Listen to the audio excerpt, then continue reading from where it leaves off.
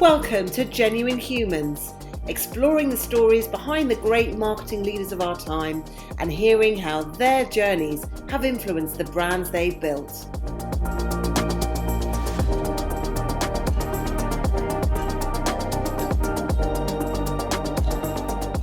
Brought to you by The Social Element, here are our hosts, Tamara Littleton, CEO and founder, and Wendy Christie, Chief People Officer.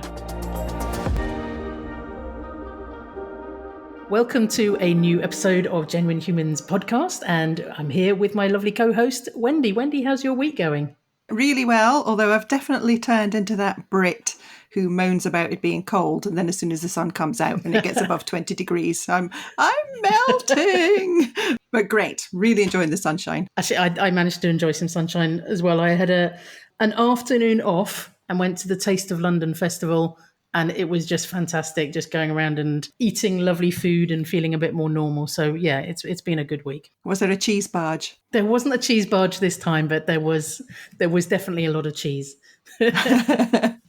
And we're actually joined today by Mark Earls, who I consider a bit of marketing and advertising royalty, as he's had an illustrious career in some of the largest and most influential communication companies.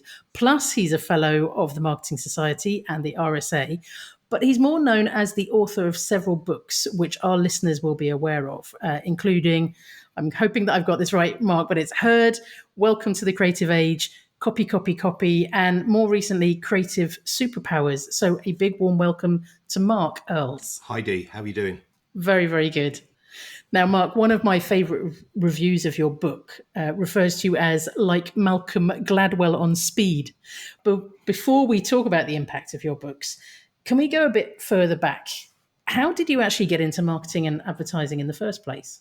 Well, it starts a long way back, around the time the wheel was invented, and I'd fallen out at the end of the university course and for some reason didn't end up doing the doctorate I was planning, and was at a loose end. And my mate Jamie, who was my drinking buddy through my final year, had got a placement at Publicis or something like that, a graduate trainee job, and he hated it. And he really hated it. I hate this job. I hate this industry. It's just so superficial and just, I'm going off to be an investment banker, but I think advertising would suit you.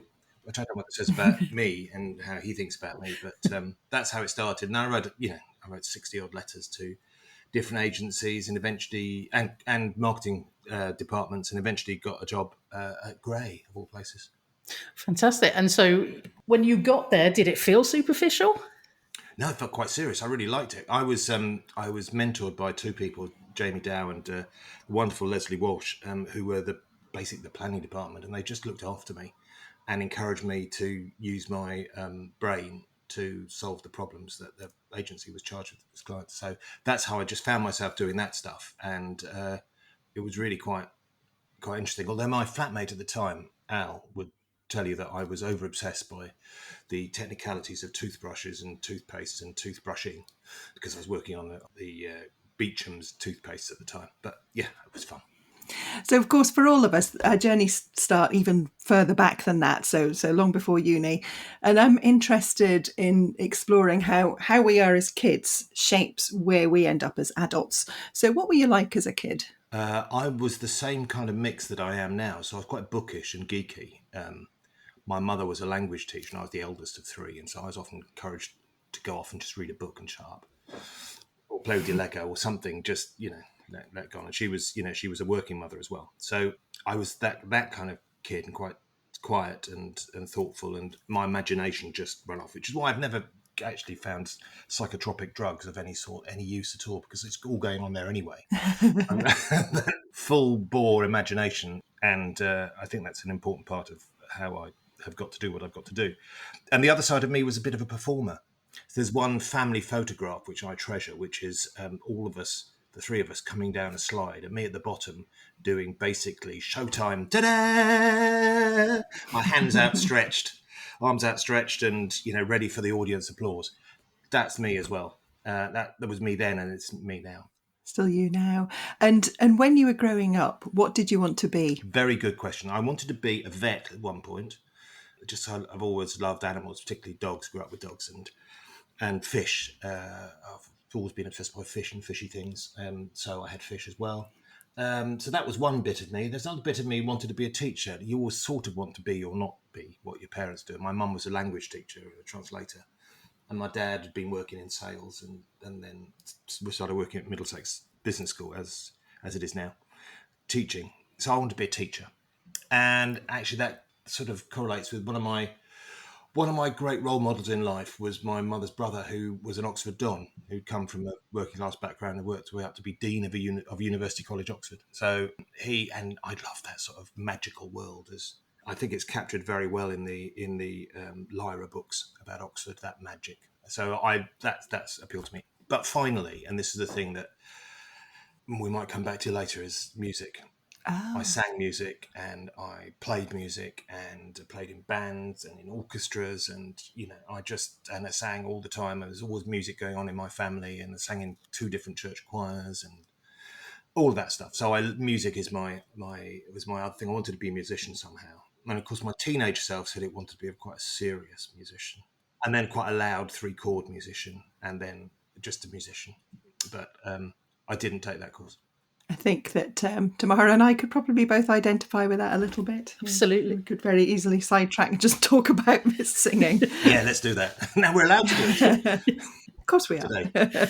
It makes such a difference, actually. I because I sing in a pop choir, and we've been singing on Zoom all through the pandemic, and we managed to sort of catch up at the weekend. And actually, there were sort of about 30 of us in a garden just singing together, and it was the most wonderful, uplifting thing.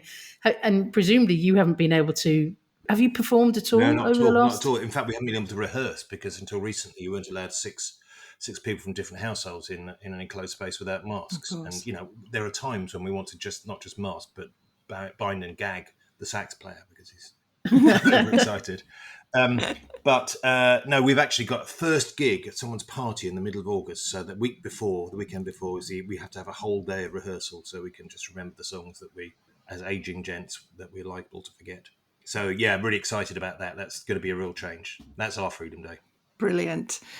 And have you had a worst job, do you think? You don't have to name names, but any funny stories? Happy to, I think.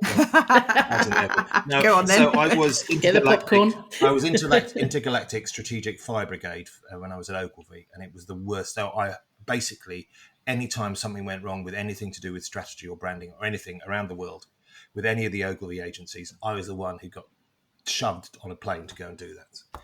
And it was always a place where 2 weeks before we'd had a conversation with the local team and they said, no, everything's fine, everything's cool, the client's really happy. And then suddenly business is up for pitch. So that was the worst thing. Mm-hmm. I also had a theological divergence with them. They were obsessed with one-to-one communication.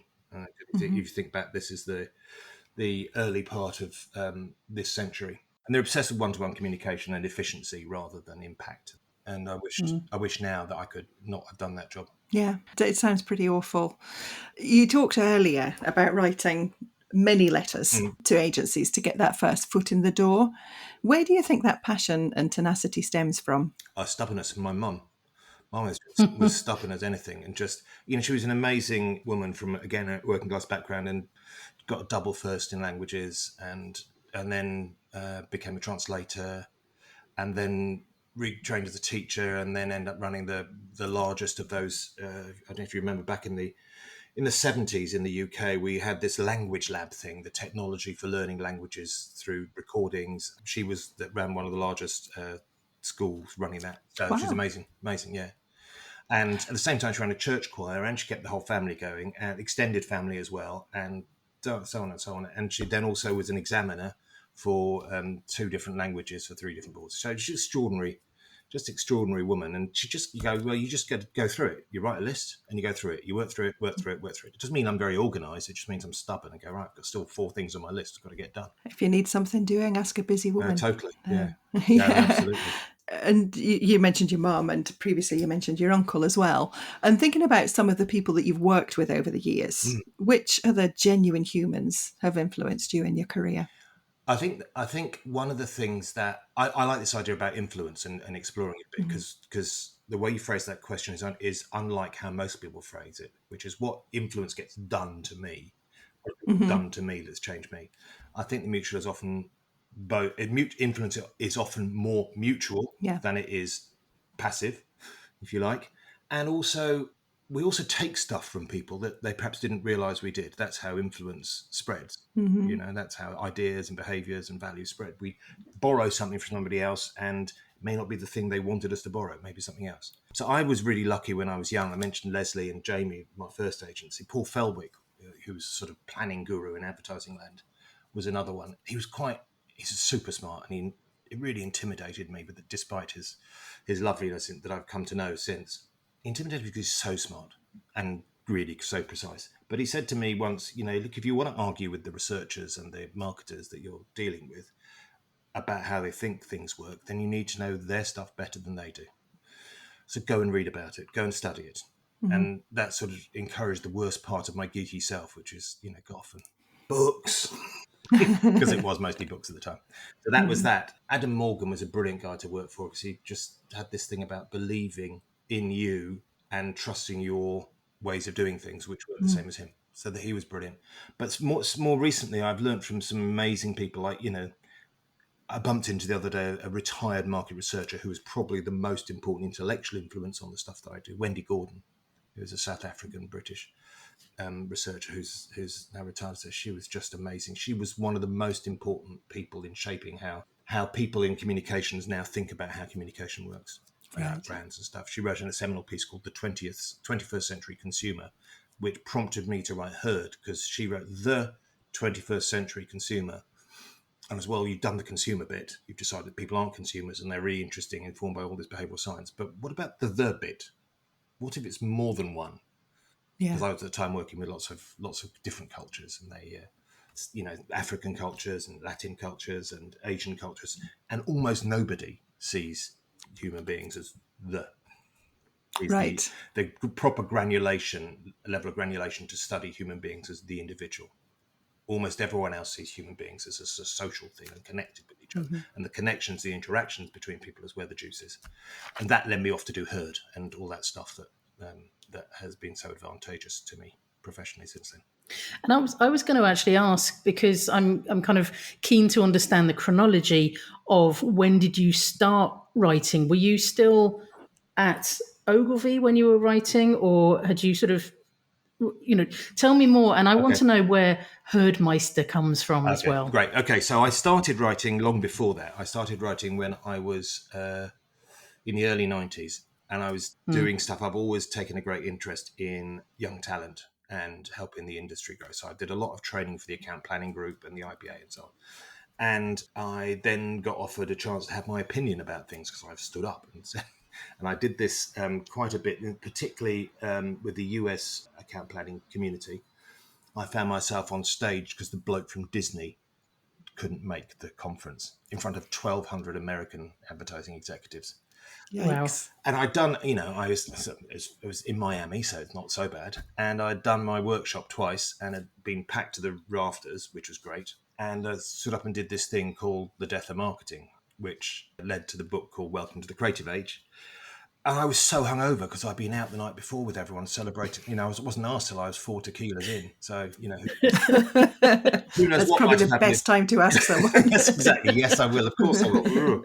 But that was that was the platform. So that must have been about 94. And that led to me getting that book. I wrote a research paper for it, a research industry paper, and then turned that into a book while I was at St. Luke's. And then a host of articles came from there. So I started writing articles, and some people write books by going, here's my pitch, now let me go and research it, and but sign up the book now. And I work the other way, which is basically I'm always collecting new material and thinking about and testing things out and seeing what seems to be important to people, what the big questions people have, how do they frame them, and how does this particular explanation of a complex thing serve, and what other evidence might we bring to it that makes sense to people. So I'm always trying out material now. So this conversation could in fact turn into a chapter in the book. Or you look forward to it. There you go. And I'm working right now on a book, and I'm nearing the phase of start writing fully. Yeah. I did Herd when I left Ogilvy, because I'd written papers, written articles, and won prizes, hurrah, for the articles I was writing. Much to the annoyance of people in Ogilvy, because again they were obsessed by the individual thing. the one-to-one communication. I was saying, no, actually, human beings are by nature social, and we need to think about the social elements. See what I did there? So to speak. Yeah, thank you. Of humanity, and work much more with that. So I had, I parted ways with Ogilvy, and I was working on the book that became Herd. And they told me that, look, this social thing is all right for young people, for stupid people, for foreigners, and like non-Americans. Maybe those Italians get a bit overexcited. Maybe it works for them. But I was so convinced that human beings are like that because everyone I work with, apart from the Americans and the Brits, saw human beings differently. There's a lot of good academic stuff which wasn't surfaced at all because of our cultural filters in the industry. And I was in the middle of writing this, and it was very hot summer, and I got called by a mate in the States saying, will you come and do a keynote speech at the AMA consumer conference in the States? And so, well, okay, that'd be fine. I'll do that. You have to pay the airfares and all of that. And he said, yeah. So will you do about this thing you're working on? I said, yeah, I'll do that. Yeah. Okay, so then next thing I get the admin people from the conference on my back going, you need to fill this form in, because there's always a form, isn't there? Fill the form in. There's a field here which says job title. I don't have a job title because I don't have a job. You have to do it, otherwise we can't invite you. You've got to have a job title. So I don't know. The book's going to be called Herd. I suppose it's called the company Herd as well, if there's going to be a company. And I'm the HERDmeister, just because head of herd sounds terrible, or herd leader sounds equal words, and it just sort of self-deprecating kind of. It's slightly gothic, but also slightly Mary Poppins. Herd. I love it, and it's just stuck. It's stuck, yeah. What you were saying about you're constantly researching, I'm curious to know about this time during the pandemic, whether it's taking you down some different sort of rabbit holes with your research. Seeing how people's brains have changed. I mean, I can't sort of say with any authority that people's brains have changed, but talking to other people, and I know you're sort of you cover a lot around neuroscience. Has it taken you down some interesting rabbit holes? This last 15 months or so has been really interesting. It's like one big social science experiment, deprivation experiment, where you take away the important thing for people and see what happens. It's like taking away sugar from your diet, or like one of those nutritional dietary experiments. And what we've realized is how important it is to be with other people, and the interaction with other people on a high level, sort of important stuff, significant stuff, but also unimportant stuff. The fact that we haven't been able to work together face to face has meant that we've had to find ways to compensate for the inability to read each other's body language, which tells us so much more than what people say. I don't know if you sit in a meeting, in a Zoom meeting or whatever, and it is, someone said to me yesterday, it's a bit like the Muppet Show, where none of the participants seems to know what anyone else is doing, but they're all looking at the camera. So that's one thing that we've really learned. I think another thing we've really learned is how easy it is for things to spread, ideas, behaviours, and how individual perspectives within a network of humans doesn't reflect the activity that's going on at the top. I think that's a really interesting thing that we need to ponder a bit more.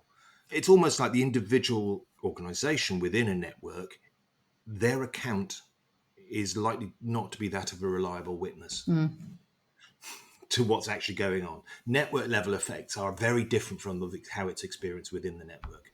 And we somehow need to close that gap. It's not something that I've not thought about before, but it's become really clear to me.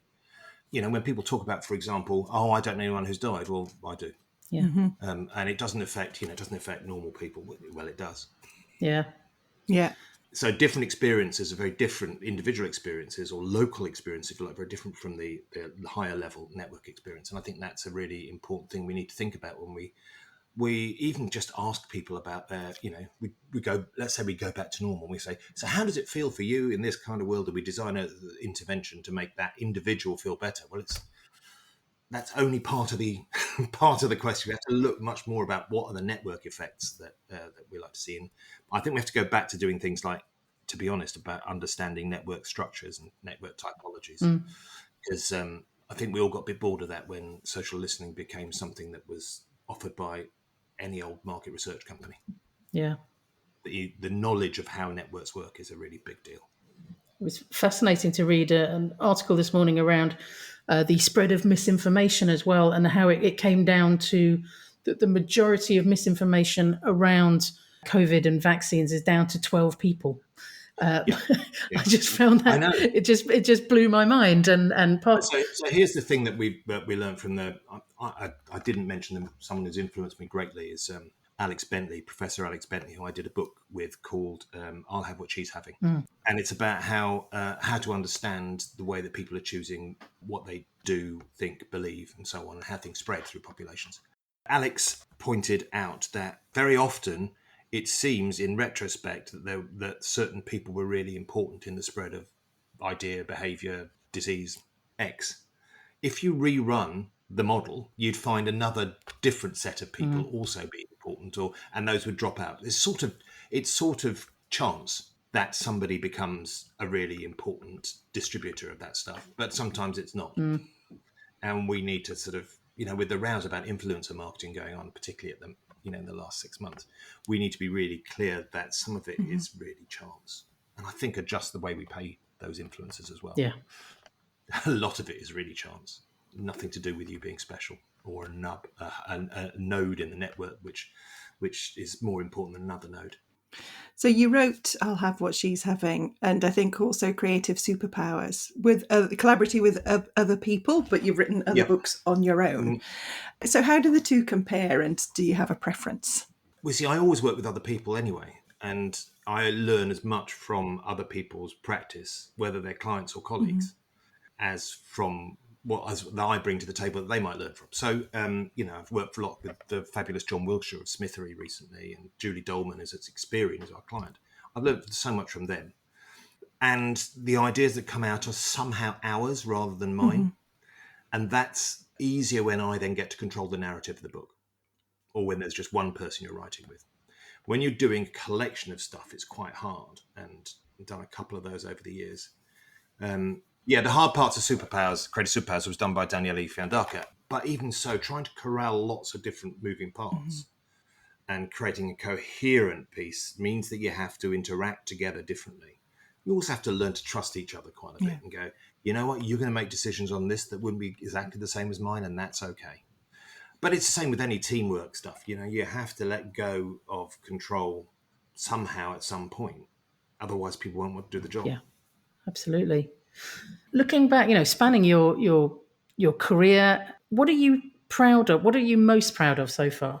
I thought about this long and hard, and it occurred to me this morning that I did this thing for the 30th birthday of account planning, this strategy discipline in creative agencies that the UK invented in the late 60s. It was the 30th birthday, and it was an account planning group annual awards thing, and I was chair of the whole thing and of the awards, and I put a 60-foot picture of my mum on screen.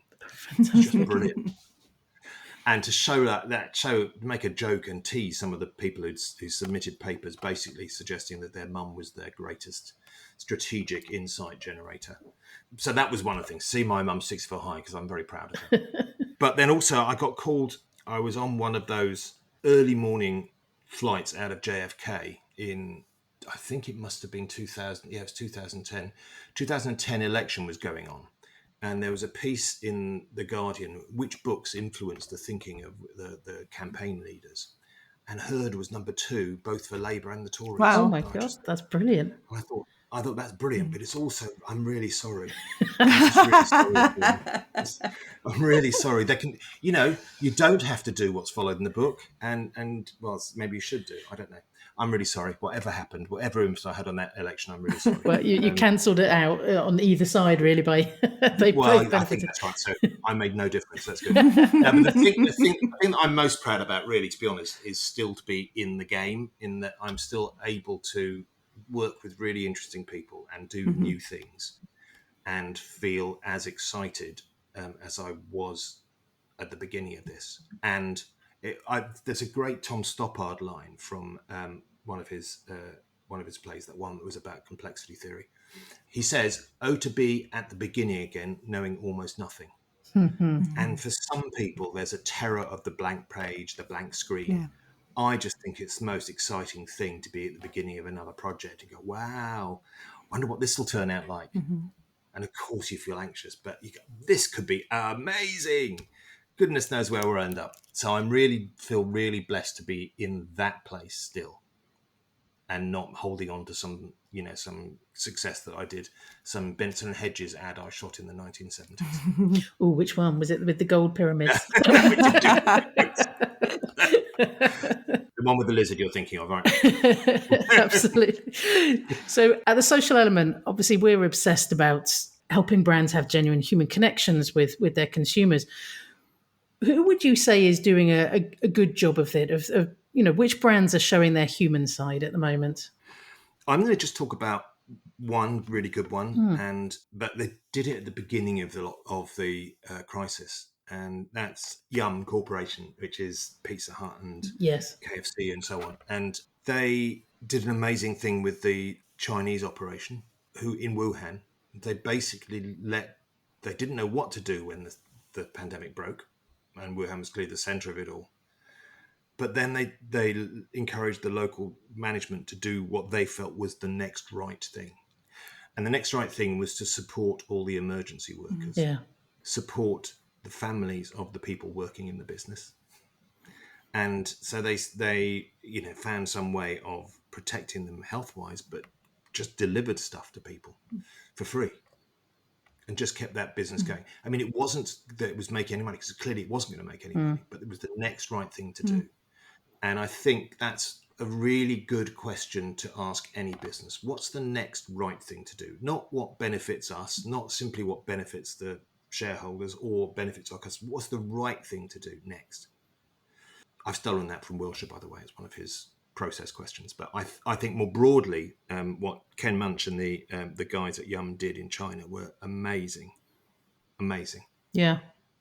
It's something that is often picked up in crisis management as well, of sort of setting your North Star of what do you want to be known for in the future? How do you want to come out of this crisis? And a lot of it is about doing the right thing. And, it often goes back to our values as well. So, yeah, that's really think that's right. So interesting. One of the things I've been working on in lockdown is my next book about time travel, how we can think about time differently. And this idea of doing stuff now, we're thinking about what tomorrow might be like and the day after is, I think, really interesting. And why, and looking backwards and go, where do we really come from? Yeah. What really matters to us? If you think about it, for example, the insurance industry started as a mutual aid. We support each other. We put money into a pot together so that we can help whichever of us needs it when they need it.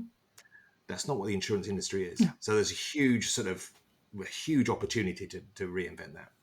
Thinking about the future, there's a bag of bones in the British Museum, which comes from a Central American pre-European invasion tribe. And they used to carry this bag of bones of ancestors, like many cultures around the world have, respecting the ancestors, but bring them to any significant meeting they had. Because at that meeting, it reminded each of those in the meeting that they would one day also be bones. Wow. And also that they will be gone one day. And so you have to make decisions for the long term. You have to act the right thing. The right thing is not just the right thing for now. It's the right thing for the next generation. It's a marvelous book called The Good Ancestor, which is written by an American philosopher. Just lovely. We have to start thinking about those things, not in a sort of prurient, save the planet and knit our own yogurt kind of way, but we have to start thinking what happens after we're gone. Because otherwise we'll just make all the wrong short-term decisions and we'll end up in the same mess as we are in now. And we won't address any of those bigger things. I look forward to that one. I'm remembering a time that I had a conversation with an Uber driver, because talking about time travel, I was thinking that maybe we could invent an app where you could, you can sort of tell, where traffic is and how delayed you're going to be. If you make a different decision, that your app would track whether you would have got there faster if you'd stuck to your route or kind of gone with the new route. And he just couldn't understand why I would be interested in that at all. And I was like, but I just want to know that the decisions you make affect the course of, of your life. I mean, albeit in just a small taxi ride, but Yeah, he didn't agree with me. So I think that's great, and I think I would be really interested in that. So when you start hacking it together yourself, let me know. I'll be a beta user. I think I think that idea of multiple futures is a really interesting thing, and that's part of the stuff that I'm looking at. We tend to think about the future as but it's not. Yeah. It's lots of things that could happen, and the more we take the multiple view, the better decisions we make now. I don't mean that we get it right now, but it means we're prepared now for lots of things that might come up.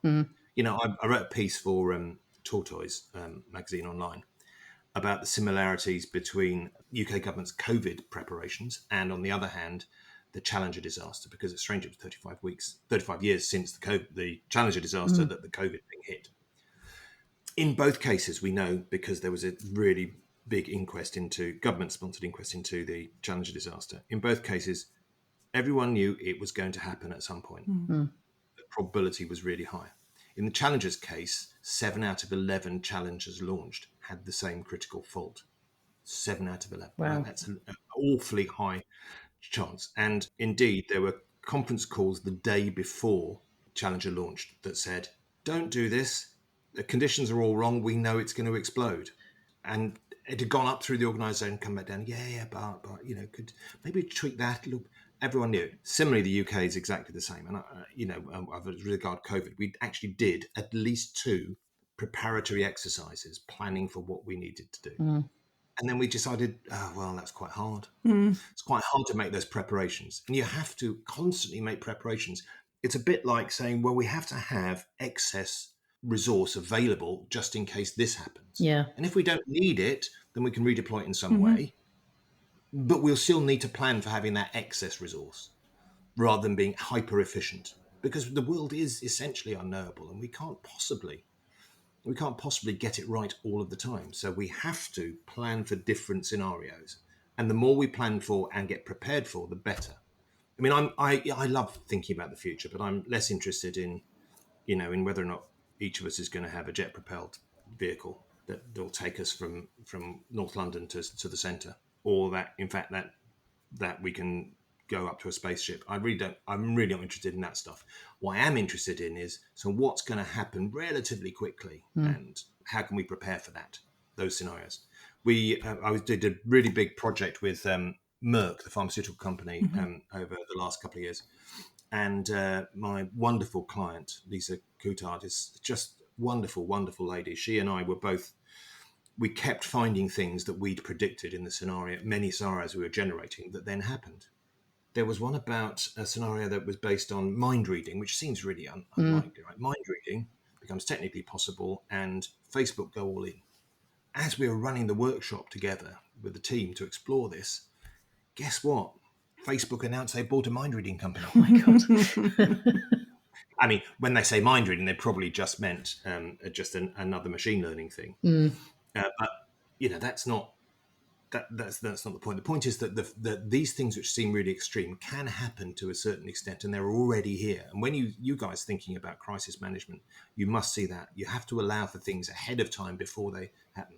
I want to pull that out of crisis management and put it into general strategy thinking in business and in marketing, so that instead of having the plan, we get prepared for the things that could stop us. I love that. Honestly, I could spend all day just sort of talking to you about that, but I want to actually get your opinion on the industry as a whole, if you don't mind, actually, because what changes would you like to see in the industry that we still need to make? Look, I'm going to put aside the completely unrepresentative population of the industry. It's both in gender identity, in race, and let's not forget age. That's a really big deal. Yeah. There's a lot of people who are disposed of unnecessarily. So that's a thing. There's the harassment, both bullying and sexual harassment, and I think those things there's no excuse. Yeah. I can't remember how it was for me to go, oh yeah, he's a bit like that, or you just watch out for them. That is just unacceptable. Just unacceptable. And we've got to just grow up and get out of that. This idea of the marketing and creative industries being just like the Wild West and anything, it's just wrong. It's just wrong. and it's inhuman as well. So that aside, I think there's still one really big thing that I would like us to do is I'd like us to remember that marketing is not about communications. Every marketing case study you ever see is judged on the basis of how was the ad. You go, well, that's just not the point. It really isn't the point. And it's not that ads are becoming less important. Ads are still, and particularly video and television ads are still very important. But that's not marketing. Marketing is changing the organization so that it identifies and satisfies its customers' needs better than they were being satisfied by the company before, and better than others people do. What really matters to people? That's the conversations we should be having. Yeah. And how have you made things better for those people? And that means you've got to get back into that messy world of negotiating with product people, with distribution and logistics people, with the finance people. How can we reframe, for example, how finance evaluates the performance of the business so that it's more about the customer gets a better go?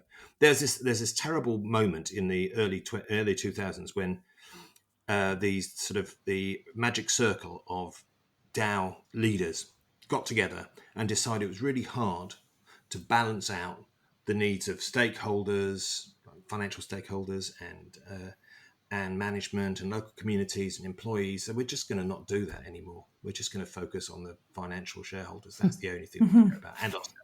And that's got to stop. We've got to move back into starting to realize that we operate in ecosystems, and those ecosystems include our people and the people that our people touch, and the people beyond that, and the people beyond our country, beyond our shores.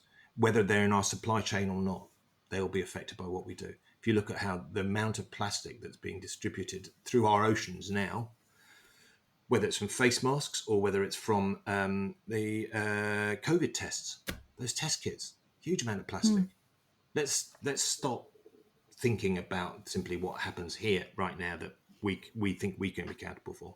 You've got to find a way to make that stuff not damage the rest of the world. And if we can sort out all the inequalities as well at the same time, let's do that too. I think I don't think there's a choice, right? I know. You can't I agree. carry on having. I mean, I can say this because I'm towards the end of my career and I'm a white middle class bloke. I've had a really easy run of things by comparison. I mean, I haven't had any obvious leg ups because of the people I know, but that's not the point. I've had a really easy time of it. I'm supremely privileged. Most people who are in the industry who are coming into the industry aren't having it. There are some signs from the industry's latest data which suggests that some women and some ethnicities are improving at the lower levels of pay, but it's still very, very poor. And male culture still dominates. I'm just so fed up of that. Can I say the word dick? Yes, absolutely. The dicks being slung out onto the table and the machismo. I'm just go away. Yeah. Go away. I don't care what gender you are, and I don't care whether you have a penis or not. Just stop metaphorically putting it on the table and showing how big and clever you are. I'm not interested. Yeah. It gets no one anywhere, and it just reduces everyone else's ability to contribute. Sorry, I've sold my gender down the Here for that. really, really important piece about the industry needs the culture of the industry needs to be much less about men. Yeah.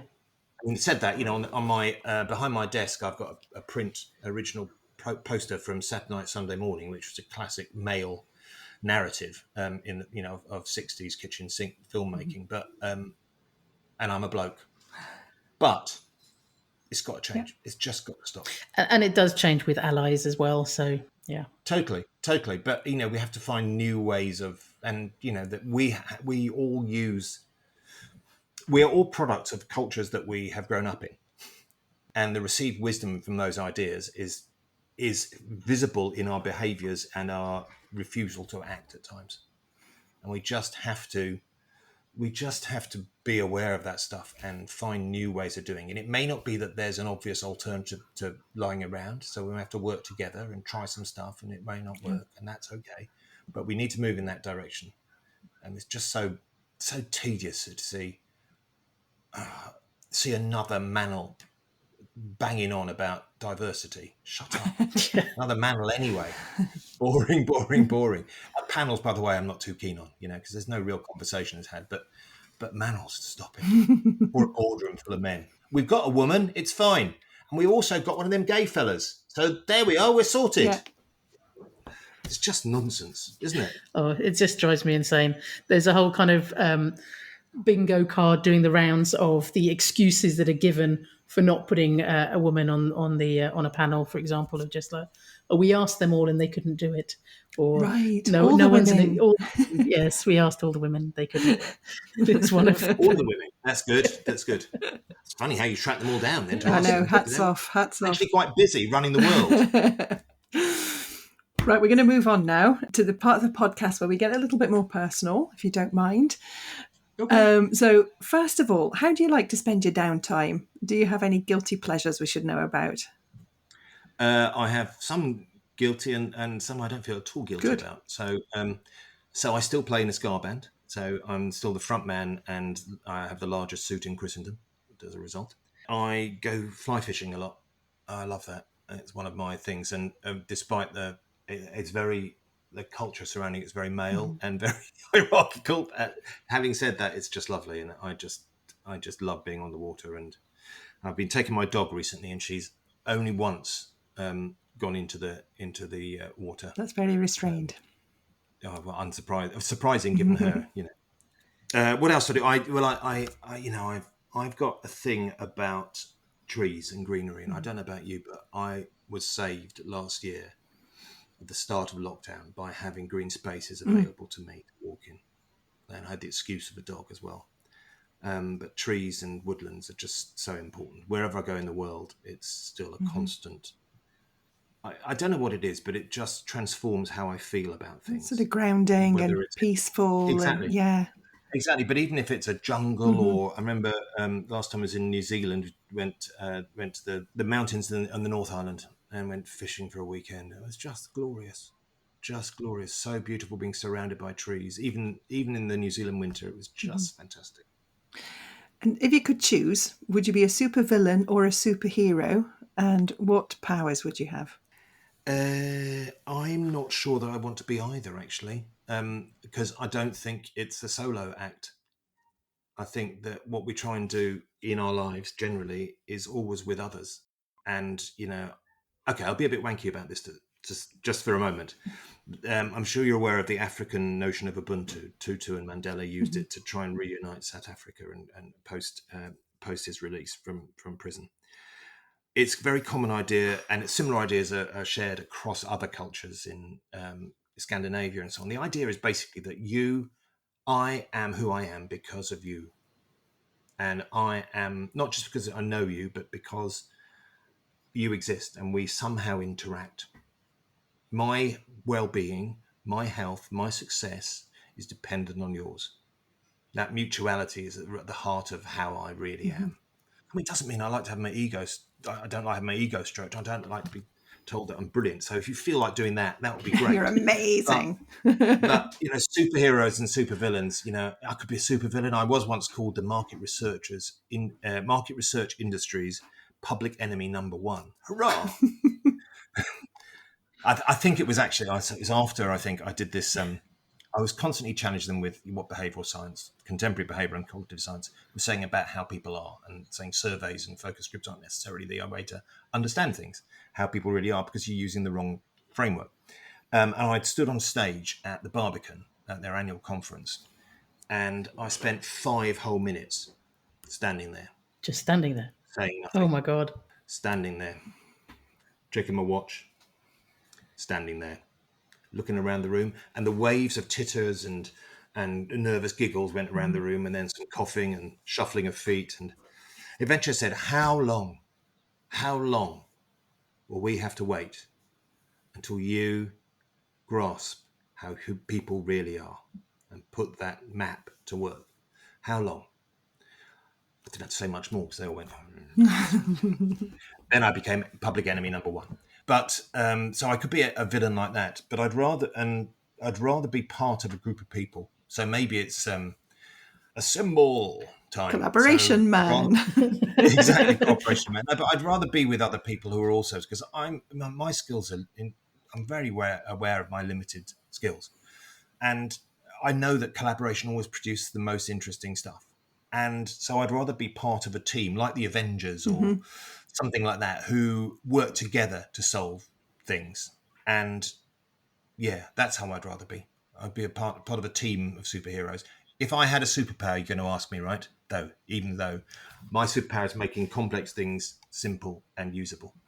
I make experiences, I design tools, processes, exercises, conferences, whatever, books, to make the stuff that really matters accessible and usable by people, rather than something that makes them feel intimidated or dumb, because feeling dumb is never going to get you bought, right? And if you weren't doing what you do now, what's your secret alternative career choice? Well, I'm afraid it would be in the Scar Band. Yeah, I was going to Or say. I'd be teaching. One of the two, Scar Band or teaching. I do teach a lot of teaching and mentoring anyway, but the Scar Band is such a source of joy, and we've been playing together for 3 decades now. And all of us play other music, and all of us listen to other music, and all of us love other music. But there's nothing like the shuffling beat of that Jamaican sound from the mid-'60s that brings smile to everybody. And that's, when we perform, I guess this tells you something about me. When we perform, we always say, what kind of show are we going to create for people? How can we make people feel different? How can we help them enjoy it more? Rather than how can we show off the amazing guitar skills? Or how rigid the drummer is in his inability to play different rhythms. But that's something else. I hope the drummer's listening. Or no, maybe not listening. No, he's busy. He's busy. If we could give you an extra hour each day, how would you spend it? Okay, so one of my big things in the world is languages. I happen to be really lucky, brought up in a family which was multilingual, and being exposed to multi-languages, multicultures, and it's made me the person that I am, and being quite humble about whatever culture I have and I've inherited. And languages are an amazing window in on that. So my family are all very Welsh, but I couldn't speak a word of Welsh until lockdown started, and I've been Duolingoing away, and I'm now doing quite well. And so much so that I've left my father far behind, because he doesn't speak very much Welsh either. So, and I think that's what I do. There are so many things that I feel embarrassed when you go to Spain or to the Spanish Latam. I can go, go as far as hello, how are you? And I would like 2 of those, please. And the taxi too, please. And airport, is that the Italian word or the Spanish word? I feel embarrassed then. So, and I do it everywhere in the world I go, whether it's into Africa or Latin America or Europe. I really want to understand more about how people think, because language is one of those ways that reveals that. And much as, my friend Rory is always being rude about the French, speaking French helps you understand the cultural assumptions that France has, that French people have. The good and the bad, because they're not no better than us. They're just humans. But that's what I do. I learn another language. Brilliant. And how would your friends describe you? And how would you like them to describe you? They'd probably say I'm late, because I normally am. I'm very lucky to have some amazing people in my life. And I've had personally a very hard time in the last few years, losing my lovely wife. But advice to anyone, just surround yourself with alpha women. Right. It's always the best. And I'm just really lucky to have them. And how do they see me? I think they see me as warm and human and funny and a bit geeky. I think that'd be about right. Tamara, I was going to, yes, incredibly clever, thoughtful, and you are Mr. Collaboration as well. But yeah, you are just one of the kindest, loveliest men I know. Oh, can I write that down? That's brilliant. Thank you. Thank you so much. Thank you so much.